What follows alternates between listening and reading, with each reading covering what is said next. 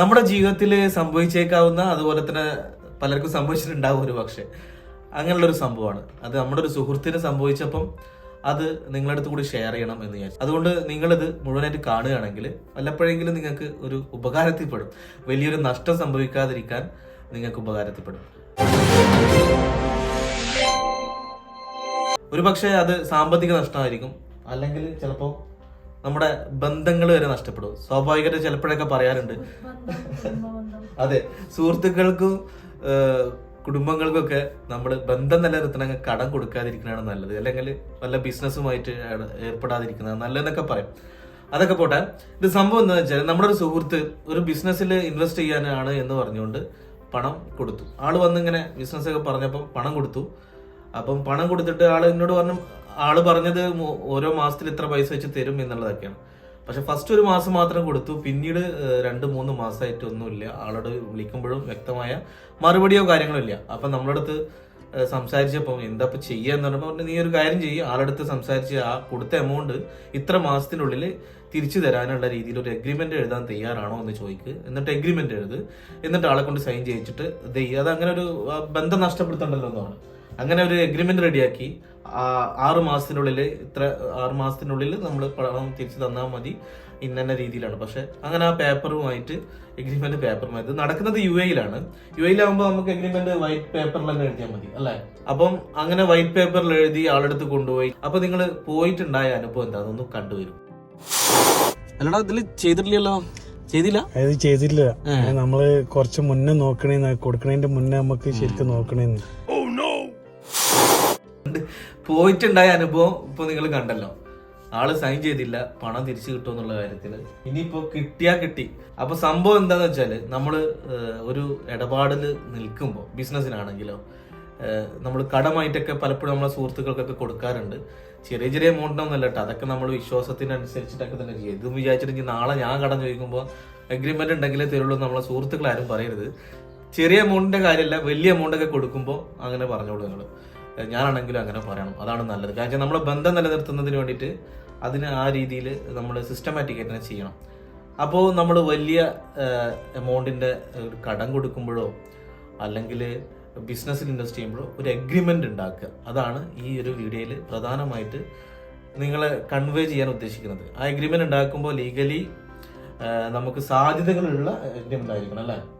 അത് UAE-ലാണെന്നുണ്ടെങ്കിൽ നമ്മൾ എങ്ങനെയാണ് ഉണ്ടാക്കേണ്ടത്? ബിസിനസ്സിന് നമ്മളിപ്പോൾ ഒരു ബിസിനസ് ചെയ്യാൻ നിൽക്കുമ്പോൾ ഏത് രീതിയിലൊക്കെയാണ് ഷെയർ ഡിവൈഡ് ചെയ്തിട്ടുള്ളത്, ഏതൊക്കെ രീതിയിലാണ് പ്രോഫിറ്റ് കിട്ടുക, എപ്പോഴൊക്കെയാണ് നമ്മൾ അതിന്റെ ഡിവിഡൻഡ് വരുന്നത്, ഇത്തരം കാര്യങ്ങളൊക്കെ നമ്മൾ ആദ്യമായി സംസാരിച്ചുറപ്പിച്ചിട്ടുണ്ടാവുമല്ലോ. അതൊക്കെ ഒരു എഗ്രിമെന്റിൽ എഴുതി വെക്കുന്നത് നല്ലതാണ്. ചിലപ്പോൾ ലൈസൻസിൽ വേറെ ആളുകളുടെ പേരുണ്ടാവുള്ളൂ, ഈ ആളുകളുടെ പൈസ ഇട്ട് ഇൻവെസ്റ്റ് ചെയ്ത ആളുകളുടെ പേരുണ്ടാവില്ല. അപ്പൊ അതിനൊക്കെ പുറമെ ഈ ഒരു സംഭവം ചെയ്യാം. പക്ഷെ UAE-ൽ ഇപ്പൊ ഇങ്ങനെ കാണുന്നുണ്ടെങ്കിൽ ചെക്കും ഇതുണ്ടെങ്കിൽ കുഴപ്പമില്ല, നമുക്ക് എന്തെങ്കിലുമൊക്കെ ലീഗലായിട്ട് മൂവ് ചെയ്യാം. ഇന്ത്യയിലാണെങ്കിൽ എന്ത് ചെയ്യും? പലരും പറയാ എന്താണെന്നറിയോ, ഇന്ത്യയിലാണെങ്കിൽ ഈ എഗ്രിമെന്റ് ഉണ്ടോ അല്ലെങ്കിൽ ചെക്ക് ഉണ്ടായതുകൊണ്ട് വലിയ കാര്യമില്ല, കിട്ടിയാ കിട്ടി എന്നാണ് പറയുക.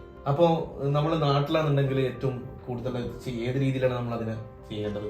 നാട്ടിലാണെങ്കിൽ ഇപ്പൊ നമ്മൾ എപ്പോഴും ഒരാൾക്ക് ക്യാഷ് കടം കൊടുക്കുമ്പോൾ ഒന്നുകിലോ ബാങ്ക് ട്രാൻസ്ഫർ ചെയ്യുക, അല്ലെങ്കിൽ ചെക്ക് മുഖേന കൊടുക്കുക.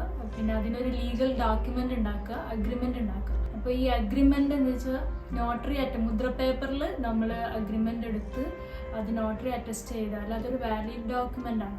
അത് വെച്ചിട്ട് നമുക്ക് കോർട്ടിൽ മൂവ് ചെയ്യാൻ പറ്റും. അതുപോലെ തന്നെ ചെക്ക് ആണെങ്കിലും ചെക്ക് ബൗൺസ് ആക്കിക്കൊണ്ട് നമുക്ക് ലീഗലി മൂവ് ചെയ്യാൻ പറ്റും. ട്രാൻസാക്ഷൻ കറക്റ്റ് പ്രൂവ് ചെയ്യണം. UAE-ൽ വ്യത്യസ്തമാണ്. UAE-ൽ ചെക്ക് ബൗൺസ് ആയിട്ടുണ്ടോ ഉണ്ടെങ്കിൽ അത് വെച്ചിട്ട് നമുക്ക് കേസ് മൂവ് ചെയ്യാൻ പറ്റും. പക്ഷെ ഇന്ത്യൻ ലോ എടുത്ത് നോക്കുകയാണെങ്കിൽ നമ്മൾ ചെക്ക് ഉണ്ടായാലും അഗ്രിമെന്റ് ഉണ്ടായാലും അതിന്റെ ട്രാൻസാക്ഷൻ പ്രൂവ് ചെയ്യണം. പിന്നെ ഇതിന് വല്ല വിറ്റ്നസ് ഉണ്ടോ, സാക്ഷികളുണ്ടോ എന്നുള്ളത് കോടതി പരിശോധിക്കും.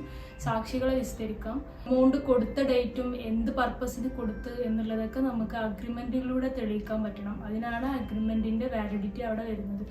ചെക്കാണെങ്കിൽ കൂടി ചെക്ക് കൊടുക്കുമ്പോൾ എന്ത് പർപ്പസിനാണ് നമ്മൾ ചെക്ക് കൊടുത്തത് അല്ലെങ്കിൽ എമൗണ്ട് കൊടുത്തത് എന്നതിൻ്റെ ഒരു പർപ്പസ് ഈ അഗ്രിമെന്റിലൂടെ കാണിക്കുന്നു എന്നുള്ളതാണ്. കോടതിക്ക് അത് ട്രാൻസാക്ഷൻ ബോധ്യപ്പെട്ട് വിറ്റ്നസ് പറയുന്ന മൊഴിയും ബോധ്യപ്പെട്ട് അതുപോലെ അഗ്രിമെന്റും വാലിഡ് ആയി എന്ന് തോന്നിയാൽ തീർച്ചയായിട്ടും ആ പണം നമുക്ക് കിട്ടാനുള്ളതാണ്. ആളുടെ പേരിലോ സ്വത്ത് ഉണ്ടെങ്കിലൊക്കെ അതിനെ കാണുന്നുണ്ടെങ്കിലൊക്കെ അയാൾ ക്യാഷ് കൊടുത്തിട്ടില്ലെങ്കിൽ അയാൾക്ക് അറസ്റ്റ് വാറണ്ട് വരും. അതുപോലെ അയാളുടെ പേരിൽ എന്തെങ്കിലും പ്രോപ്പർട്ടി ഉണ്ടെങ്കിൽ അതിൽ അറ്റാച്ച്മെന്റ് വരും.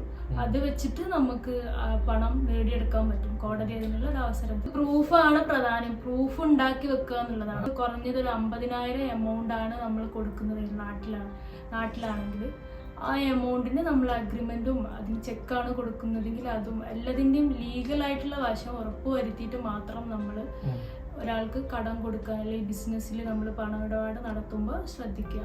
അപ്പൊ 2-3 കാര്യങ്ങൾ നമ്മൾ ഇത്തരം കാര്യങ്ങളുമായി ബന്ധപ്പെട്ട് ശ്രദ്ധിക്കേണ്ടത്. ഒന്നാമത് അഗ്രിമെന്റ് ഉണ്ടാക്കുക. ഇന്ത്യയിലാണെങ്കിൽ മുദ്ര പേപ്പറിൽ എഴുതി നോട്ടറൈസ് ചെയ്തിട്ടുള്ളത്. ഇവിടെ ആണെന്നുണ്ടെങ്കിൽ ഒരു വൈറ്റ് പേപ്പറിൽ ലീഗലായിട്ട് കോർട്ടിലേക്ക് മൂവ് ചെയ്യുമ്പോൾ അതിൽ അറബിക് ട്രാൻസ്ലേഷൻ ചെയ്യേണ്ടി വരും. അപ്പം അതൊന്ന്. രണ്ടാമത് ചെക്ക്. എത്ര എമൗണ്ടിന്റെ ആണോ ആ കാര്യങ്ങൾ, ആ ചെക്ക് വാങ്ങിക്കാൻ പറ്റുമെങ്കിൽ അത് വാങ്ങിക്കുക. മൂന്നാമതായിട്ട് നമുക്ക് ബാങ്ക് ട്രാൻസാക്ഷൻ ത്രൂ ആണ് കൊടുക്കുന്നതെങ്കിൽ അതൊരു പ്രൂഫാണ്. നമ്മൾ ഒരാൾക്ക് ആളുടെ അക്കൗണ്ടിലേക്ക് കൊടുക്കാതിരിക്കുക. ഇങ്ങനെ ചെയ്യാൻ പറ്റുമെങ്കിൽ അങ്ങനെ ചെയ്യാം. പിന്നെ ഇതൊക്കെ നമ്മൾ എല്ലാം ലീഗലായിട്ട് നോക്കി ചെയ്താൽ സുഹൃത്ത് ബന്ധങ്ങൾക്കിടയിൽ അല്ലെങ്കിൽ ബിസിനസ് ഒക്കെ ചിലപ്പോൾ നടക്കണമെന്നില്ല. പക്ഷെ വലിയ വലിയ എമൗണ്ട് ഒക്കെ ആകുമ്പോൾ ഇത്തരം കാര്യങ്ങൾ ശ്രദ്ധിക്കുക അല്ലെ. ചെറിയ കാര്യങ്ങളുടെ ഒരു വിഷയമല്ല ഈ പറഞ്ഞത് കേട്ടോ. വലിയ വലിയ കാര്യങ്ങളൊക്കെ ചെയ്യുമ്പം വലിയ എമൗണ്ടുകളൊക്കെ നഷ്ടപ്പെട്ടാൽ അത് വലിയൊരു വീഴ്ചയായിരിക്കും നമുക്ക് സംഭവിക്കുക. അപ്പൊ അത് സംഭവിക്കാതിരിക്കാൻ ഇത്തരം കാര്യങ്ങൾ ശ്രദ്ധിച്ചാൽ കുറെയൊക്കെ നമുക്ക് ആ വീഴ്ച ഇല്ലാതിരിക്കും, അല്ലെങ്കിൽ വീഴ്ചയുടെ ആഘാതം കുറയും. ഇത്തരം കാര്യങ്ങൾ ലൈഫിൽ ശ്രദ്ധിക്കുക. നമ്മളൊരു അശ്രദ്ധ കൊണ്ട് നമുക്ക് പിഴവ് പറ്റിയല്ലോ, നഷ്ടം പറ്റിയല്ലോ എന്ന ഒരു നഷ്ടബോധം ഉണ്ടാവാതിരിക്കട്ടെ. ഓക്കെ, അപ്പൊ നമുക്ക് മറ്റൊരു വീഡിയോയിൽ കാണാം. ബൈ.